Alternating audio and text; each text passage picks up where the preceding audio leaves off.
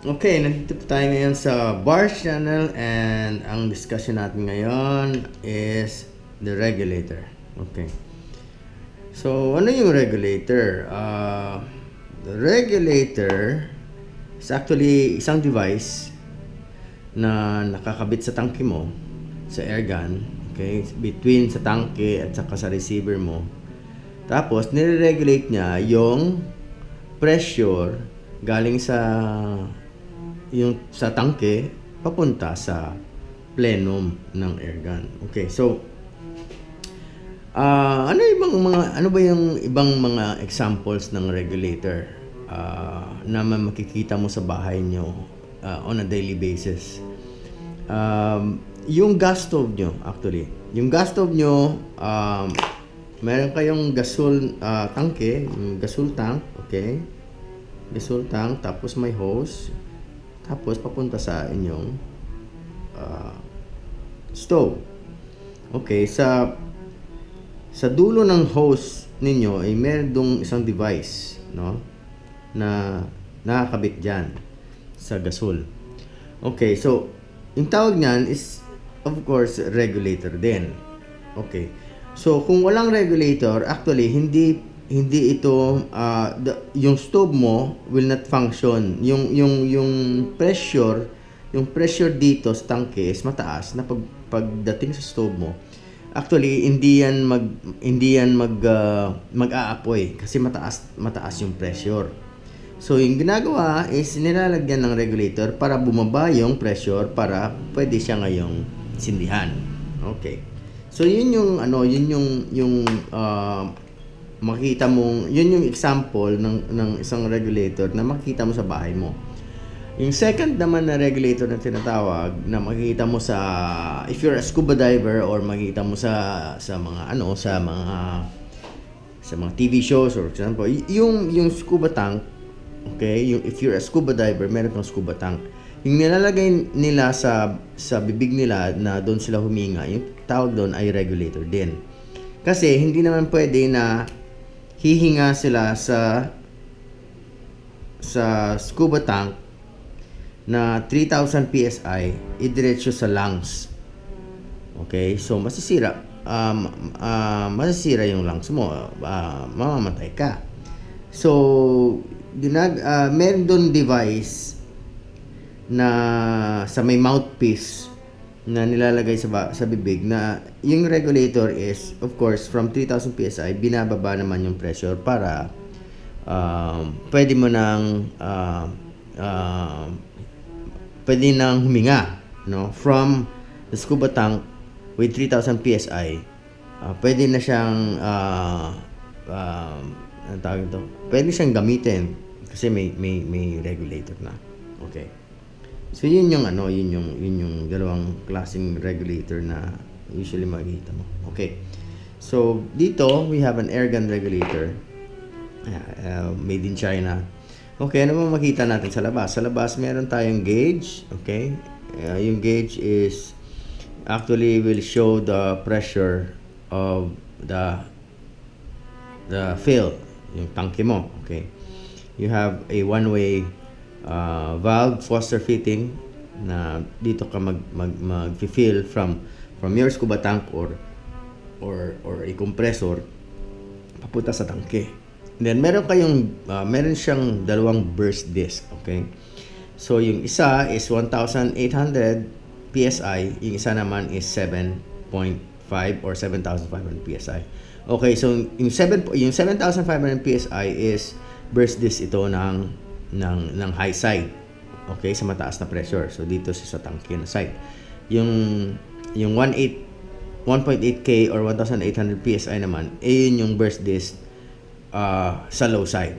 Okay, so usually kung 1.8 PSI itong burst disc mo, usually yung regulator mo is set on 1,800 PSI reg pressure. Okay? Kasi kung sobra yan, mag 1.9 yan or 2,000 PSI, di sisingaw na yan. Okay? Okay, so granting nasa 1,800 PSI dito. Okay. Pwede rin siyang, actually, pwede rin lower regulated pressure. 1,000, 11, 12, 13, 14. Okay? As long na hindi lang siya susobra sa 1,800 PSI. Okay? So ano ba yung nasa loob ng regulator? Okay? So if we open, usually meron itong Allen set screw na lock. Okay? So miski wala na yung Allen set screw, wala namang problema. Tapos usually meron siyang dito, valve at saka spring. Kasi sa ibang usually sa mga HPA paintball, yung maubos na yung hangin sa tangke nila, they can kukunin lang nila yung isang tangke, so kung meron silang spare, yun naman yung ipapasok nila. So meron itong valve dito na pag na-fill mo siya, hindi lalabas yung hangin dito. And then pag screw in mo sa offset, meron dun parang male probe din na yun yung magpo-push ng probe ng valve dito para mag-engage, mag-turn on na yung regulator at saka lalabas na yung hangin. So anyway, kinukuha na namin yan kasi usually yung tangke mo at saka yung gauge is medyo permanent na naman siya sa rifle mo. So we don't normally take out the tank tank on the regulator sa rifle unless kailangan namin mag periodic maintenance like to clean the regulator or to clean the rifle, etc. Okay. So kinuha na natin yung takip niya. Ano ba yung nasa loob? Yung nasa loob dito is meron siyang piston. Ayan, okay. So yung piston, makikita mo, yung piston meron siyang mga disc dito. Okay, pwede itong kunin so meron siyang mga disc, meron siyang dalawang O-ring. Okay, may isang maliit, may isang malaki. Okay. Tapos meron siyang sealing material na parang polyurethane, saka meron siyang butas dito, At saka dito sa gitna meron ding butas. Okay. So how does this function? Paano ba nagpa-function yung regulator? And ito yung piston So yung piston actually is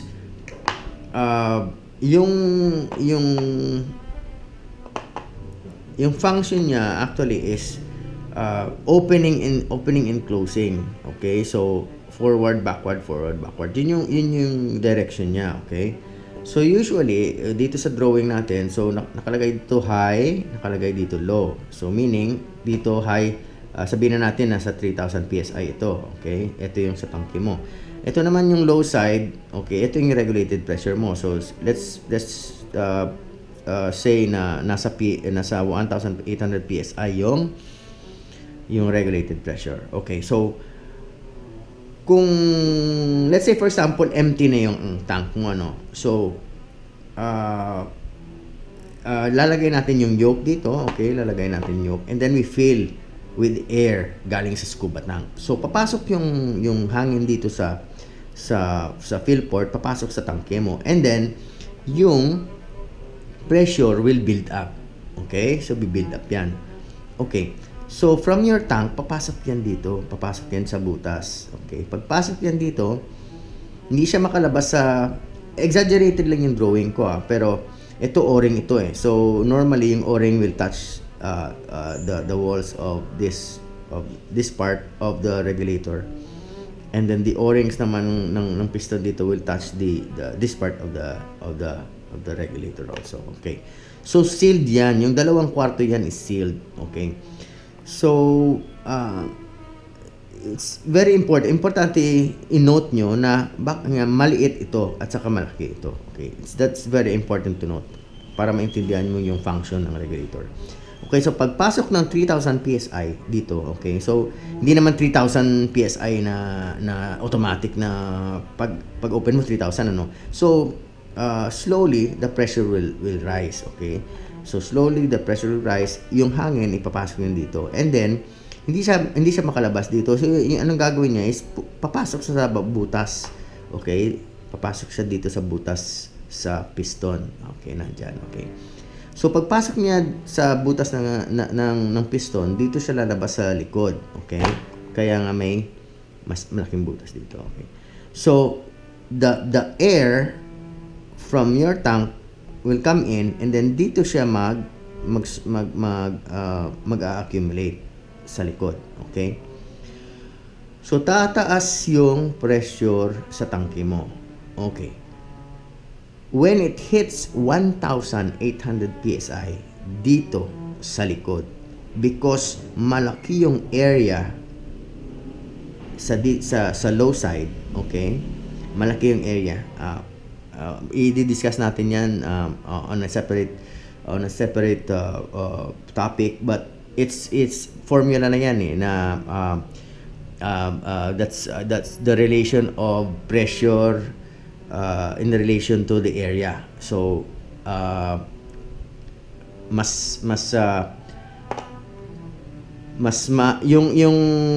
yung tendency ng pressure sa malaking area compared sa maliit na area. Yun yung relationship. Okay? So pagpasok ng hangin dito, papasok sa maliit na butas, lalabas dun sa likuran, okay, sa may low side area. It will accumulate, mag-accumulate dito. Pag tumaas siya at pagdating ng 1,800 PSI, because yung valves mo ay nakaset up sa 1,800 PSI, hindi niya na kayang i-open yung piston. So, yung high pressure dito sa likod will push this piston.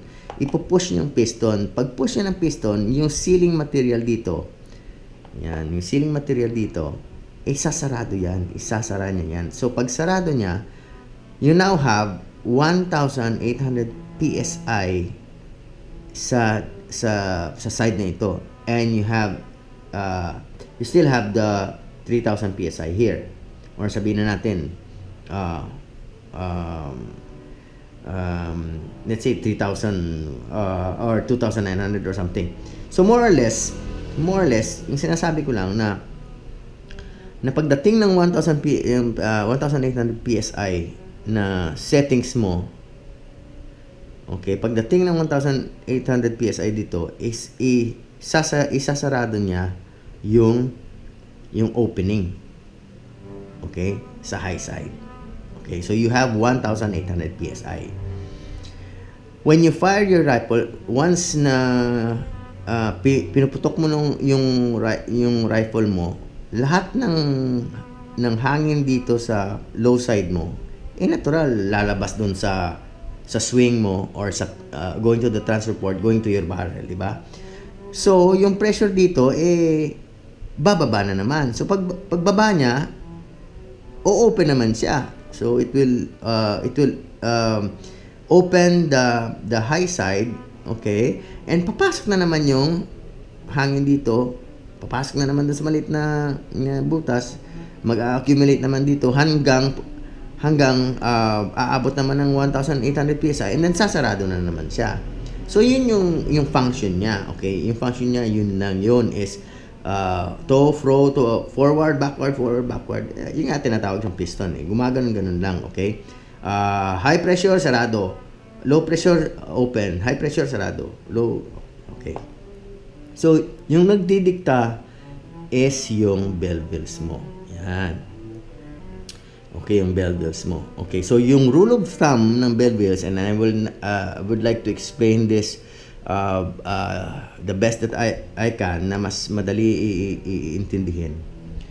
Kung gusto mong, let's say for example, you have 1,800, sabihin na natin you have 1,800 PSI sa ngayon dito as regulated pressure. Kung gusto mong tumaas yung low side mo, you add bell wheels. So you add bell wheels plus, okay? So for example, if you have 10 bell wheels, example na, if you have 10 bell wheels there, kung gusto mong tumaas pa ng 1.8, gawin mo siyang 12, or gawin mo siyang 13, or gawin mo siyang 14. And then i-check mo yan paano mo yan i-check? Okay, so i-check mo yan, kailangan meron kang reg tester. Okay? Okay. Pagipakita ko sa inyo mamaya kung paano yan. Okay. So that's the rule of thumb. If you want a higher regulated pressure, you add. If you want a lower regulated pressure, you subtract. Okay? Minus. Okay. So for example, sa ngayon, 1.8 ito. Kung gusto ko siyang gawin 1.5, will subtract. Okay? Kuha ko ng dalawa dyan, tatlo, for example. Okay? So, yun yung rule of thumb. Okay. So, erase muna natin ito.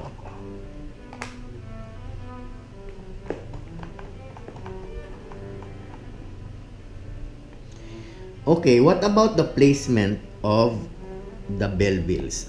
Marami ako nakikita sa forum. Gawin mo ito. Ganyan, ganyan, ganyan, ganyan, ganyan, ganyan, ganyan. Okay? Tapos ganyan. Ano yan? That's 1,500. Ganyan, ganyan. Ganyan. Okay, ganyan. Ito, that's 1,600. Paano ba? Hindi lahat ng sequence or arrangement ng bell wheels will equate to whatever na pressure na nilalagay doon. Okay? Kasi usually ang nakikita ko na lang siguro, I don't know if maybe they just misunderstood doon sa mga instructions sa internet, or maybe sa mga manual ng usually mga JDS or Ninja regulator. Kasi sa manual ng mga Ninja regulators, meron doon na let's say for example, pagbili mo nasa 1,100, ano yan sa mga paintball usually. Pagbili mo nasa 1,100 regulated pressure siya, and then nakalagay doon kung gusto mong i-adjust yung regulated pressure to 900, ganito yung sequence ng bell wheels. Okay, walang problema yan. So, wala akong problema kung ganito yung sequence as long as alam mo yung predetermined na thickness ng bell wheels. Ano bang meaning? Ano ba yung ibig sabihin ng predetermined or I just made the word predetermined. Kasi yung bell wheels, yung usually yung makikita mong nasa loob ng piston is you have bell wheels and you have spacers. Okay? Yung bell wheels are the springs. Okay? Parang it's a concave metal disc na yung ano niya, yung function niya, instead of a standard spring, ito naman to save space is parang dalawang disc na forward or the opposite. Kung if you compress, it will give resistance, bibigay ng resistance yan. So if you push forward, it will push out. Okay, so spring-like character. Okay, so meron ako ditong tatlong disc. Okay, ano ba yung it's a disc, it's a bell wheel disc. Ano ba yung diferensya ng tatlo? Actually etong tatlo na to ay may difference ito actually is ito. So you have 1, 2, 3. Okay. Ito this is 0.6 mm. Okay, this is 0.8 I think, and this is 0.9 mm. Okay. So tatlong disc na different thickness. Okay? So kung sabihin na natin kung meron kang 10 dito, 10 nito, 10 nito, are they the same? Hindi. 'Di ba? Kasi manipis ito mid, ito the thick. So sabihin na natin thicker, thickest. Okay? So hindi pwede. Kaya nga yung sinasabing mga sequence or arrangement ng bell wheels will not coincide sa type of bell bills na ginamit mo. Okay? So, yung, for example, kung ang nakita mo na sequence, yung ginamit nila is the 0.6 mm, if you use the same sequence, hindi pwede yan sa 0.8 at saka sa 0.9. Okay? Yun lang yung gusto kong i-explain sa inyo, ano, na to understand and to tweak your own regulator. Actually, you need to have a reg tester. Okay, paano ba yung reg tester? Okay. So, yung reg tester, okay, miski hindi ko na ilalagay balik yung piston, yung reg tester is pinakasimple is ganito. Para mas madali mag-adjust ng low side mo. Okay, that's a device that you can have it, you can fabricate or can have it fabricate para mas madali yung tuning mo, setting up your regulator, etc.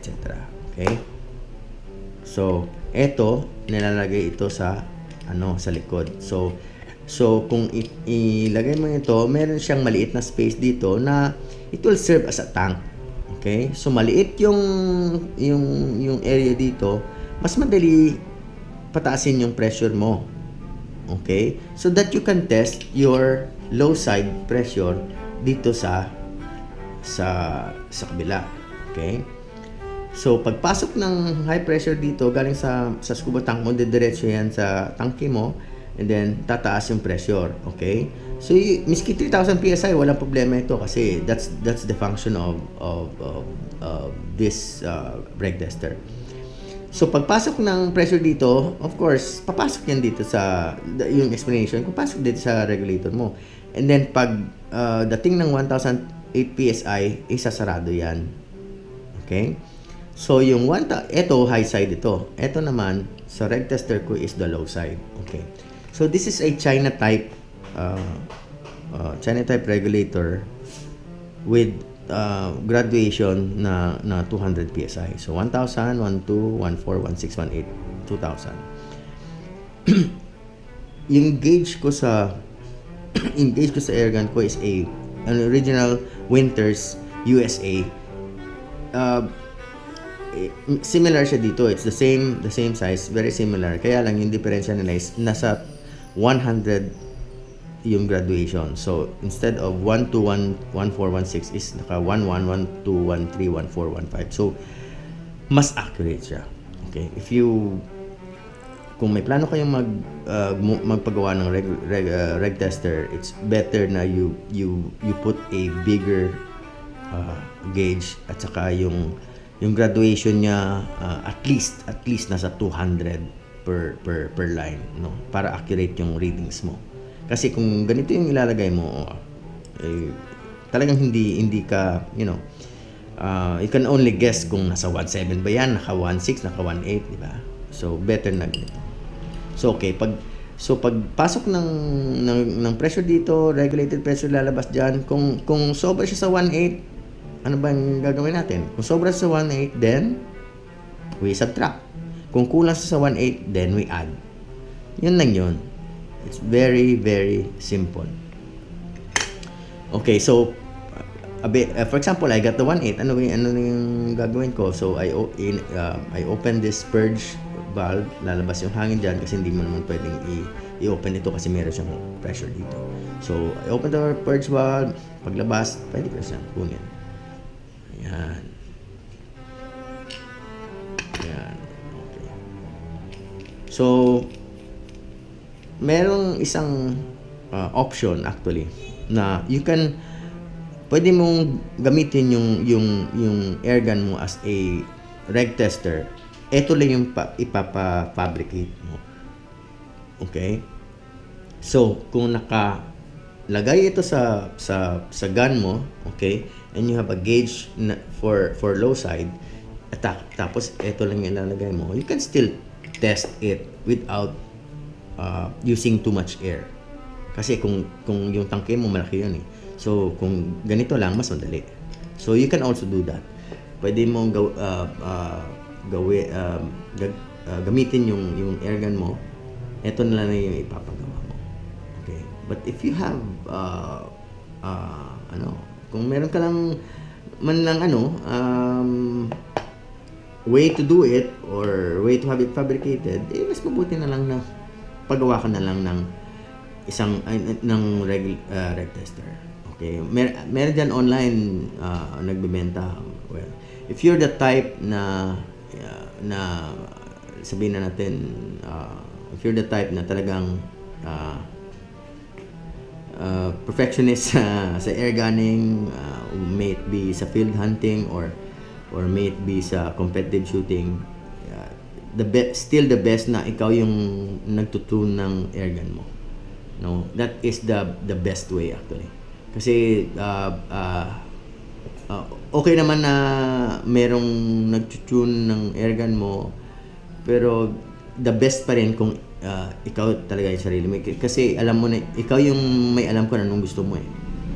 Ano yung gusto mo sa gun mo, what do you want to achieve. And then, at least kung mag-experiment ka, or if you are thinking of something doing to your air guns, at saka meron kang sabihin na natin, meron kang goal na gustong i-achieve with certain combinations sa airgun mo, like the regulator, like the preload, like the everything, lahat yan, mas mabuti talaga na ikaw yung nagtitweak ng airgun mo or nagtutune. Okay. Well, so in summary,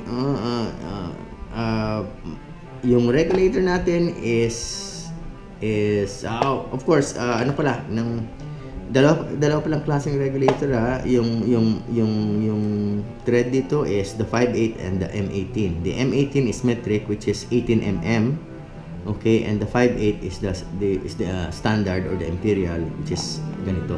So yung M18 is mas malaki dito. Okay, yung 5/8 is maliit. Pero usually yung mga makita mo usually is the 5/8. At saka yung mga M18 meron din. Yung mga thread ng mga CF tank ng FX is M18 yan. So kasi European yan, so metric. So wala namang problema kung metric ka or standard. Wala namang problema. So yun. So for summary, kung gusto mong mataas yung low side, you add bell wheels. Kung gusto mong bumaba yung low side mo, you subtract bell wheels. Okay?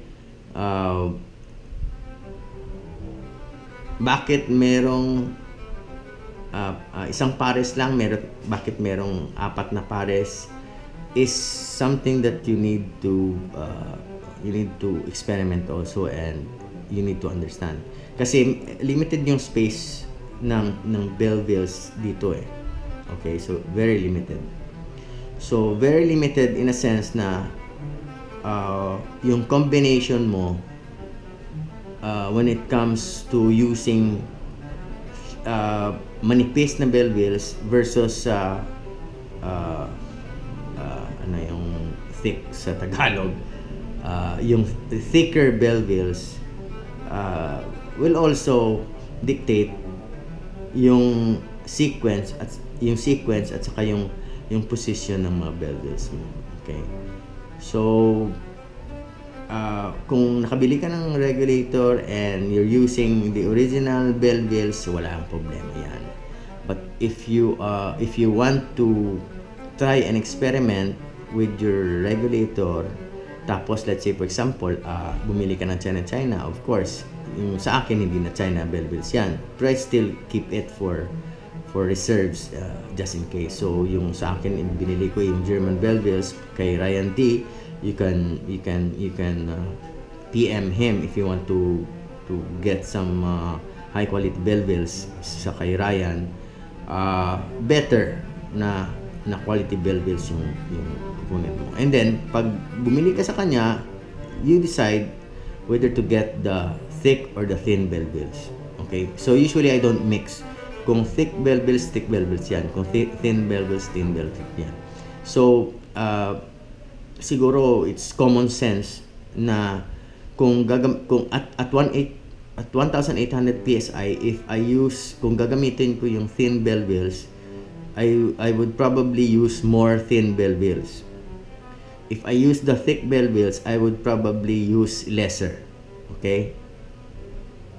So parang common sense 'yan. So yung ano diyan, yung sequence at saka posisyon ng mga bell wheels is depende yan sa kung anong thickness ng mga bell wheels.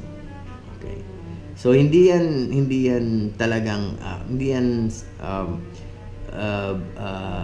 very hard to do if you're right now listening to the video, sabi mo parang complicated, pero kung nandiyan na yan sa in front of you and you have the reg testers, hindi yan, it's very simple to do. Okay, so yun lang. Okay, I hope you you learned something from this video, and if you have questions, just write it on my comment section. Please subscribe to the bar channel, and okay, so I'll see you on my next video. Thank you.